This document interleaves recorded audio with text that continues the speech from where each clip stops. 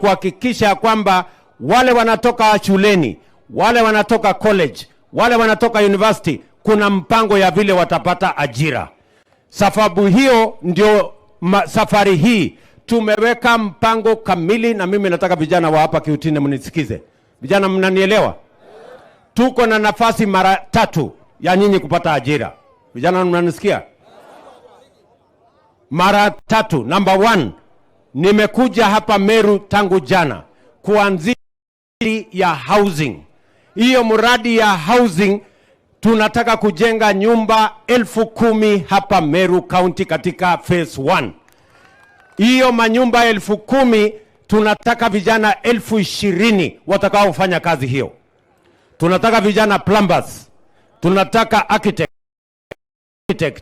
engineer, mason, electrician, hata mtu ya mkono tunataka. Tunataka watu watakaofanya kazi katika kampuni ya simiti. Tunataka wale wanafanya kazi katika kampuni ya chuma. Tunataka wale transporters huko katikati.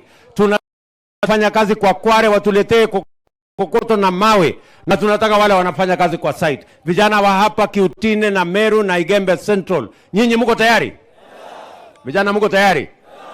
Mimi nataka vijana wanisikie. Kazi yenu sio kupigana. Kazi yenu sio fujo. Kazi yenu sio kufanya mambo haya madogo madogo.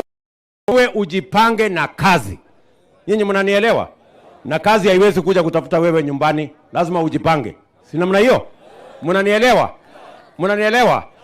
Jana nimeanzia hatua ya kwanza ya kupanga mambo ya housing hapa Meru.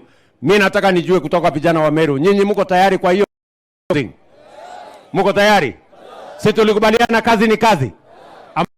Namna gani? Ikipata tax utafanya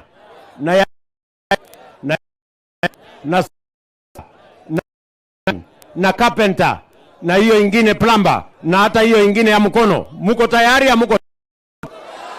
Wale wanasema tuko tayari, nione kwa mkono. Sawa sawa. Jambo la pili nataka mnisikize nyinyi.